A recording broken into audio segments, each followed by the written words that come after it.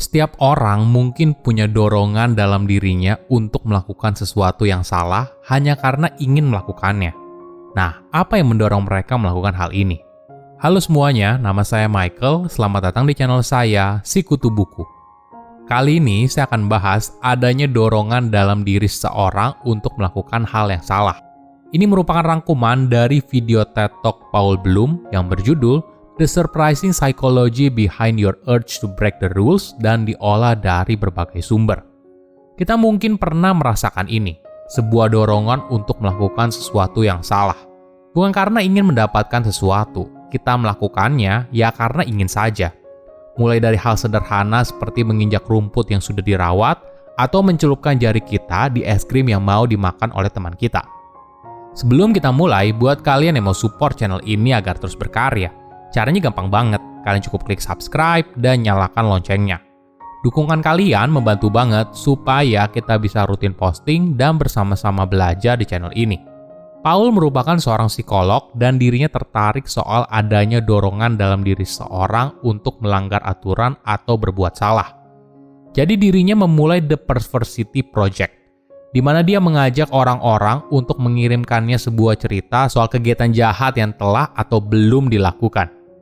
Ada sebuah cerita yang bilang kalau si cewek menggoda pacar orang lain padahal dia tahu kalau cowok itu juga punya perasaan. Si cewek tahu kalau dirinya bisa dapetin cowok itu kalau dia mau, tapi dia tidak mau melakukannya.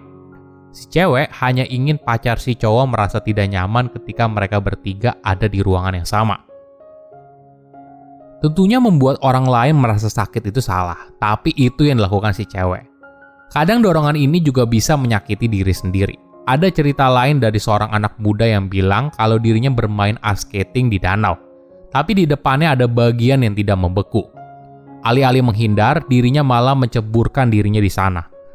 Para psikolog sudah lama tertarik pada aksi jahat, kasar, dan disruptif semacam ini. Mereka ingin tahu orang tipe apa yang melakukan hal ini. Mungkin penggambaran yang paling cocok adalah ketika Alfred, seorang kepala pelayan Batman, mendeskripsikan karakter Joker. Beberapa orang tidak bisa dibeli, diintimidasi, punya nalar yang benar, atau diajak negosiasi. Tapi beberapa orang hanya ingin melihat dunia hancur. Psikolog juga sudah memikirkan skala soal keinginan seorang untuk kekacauan dengan memberikan banyak pertanyaan. Lalu melihat berapa banyak yang disetujui oleh responden. Nah, hal ini akan memberitahu kamu seberapa ingin orang tersebut untuk melihat dunia kacau. Misalnya pertanyaan ini, saya ingin adanya kekacauan dalam hidup. Kalau tidak, hidup akan terasa sangat membosankan. Atau, kadang saya hanya ingin menghancurkan sesuatu yang cantik. Tapi tidak semua dorongan ini punya sifat merusak yang tinggi. Ada juga yang lebih tidak berbahaya. Seorang laki-laki mengirimkan ceritanya kepada Paul. Ketika dirinya berusia 20-an tahun, dia sedang pergi dengan temannya. Saat itu, temannya ingin beli es krim. Nah, sesaat sebelum temannya makan es krim tersebut, dia lalu mencelupkan jarinya ke dalam es krim itu. Tentunya ini terdengar sebagai lelucon.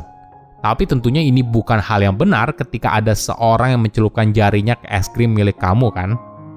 Ada orang lain yang bercerita, ketika dirinya berada dalam paduan suara profesional, di setiap konser ada dorongan dalam dirinya untuk menyanyikan beberapa nada yang false dengan sengaja.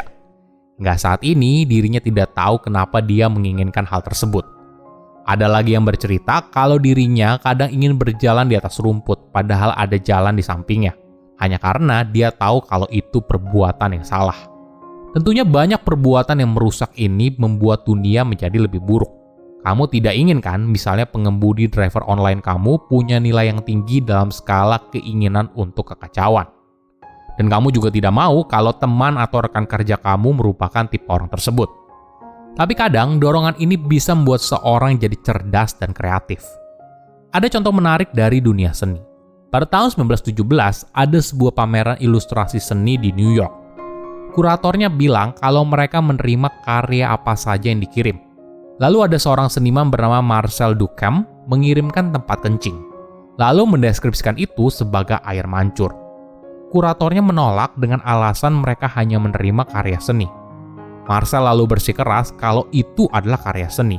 Dan kontroversi ini ternyata menjadi salah satu momen penting dalam sejarah seni modern. Cerita lain dari seorang seniman jalanan bernama Banksy. Suatu hari dirinya menjual sebuah lukisan yang bernama Girl with Balloon pada sebuah acara lelang seni. Ketika lukisannya terjual, mesin di bingkai lukisan itu lalu memarut lukisannya hingga setengah dan mengagetkan para pengunjung. Tapi aksi ini justru banyak mendapat publikasi di mana-mana. Di kemudian hari, Banksy lalu mengutip seorang anarkis Rusia yang berkata, dorongan untuk merusak juga merupakan sebuah dorongan kreatif. Contoh lain yang menarik adalah komedi. Jika kamu pernah menonton slapstick komedi, kamu pasti merasa lucu ketika karakter dalam komedi itu melakukan tindakan yang irasional atau salah.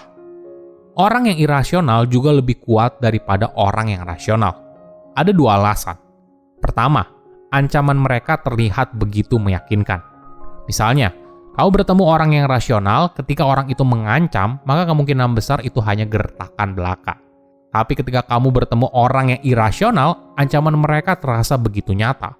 Karena kamu tidak tahu apa yang bisa dilakukan oleh orang tersebut. Kedua, jika kamu mudah diprediksi, maka kamu akan mudah dimanipulasi orang lain karena kamu akan memilih opsi yang rasional.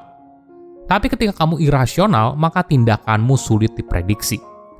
Dorongan dalam diri untuk berbuat jahat mungkin di banyak kasus dianalogikan sebagai seorang iblis yang ada di dalam diri. Tapi bagi seorang psikolog, Paul mempercayai hal yang berbeda. Setiap orang pasti punya alasan dan motivasi ketika melakukan sesuatu.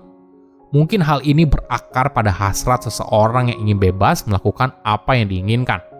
Bebas dari tekanan orang lain dan bebas juga dari segala rasionalitas dan moralitas.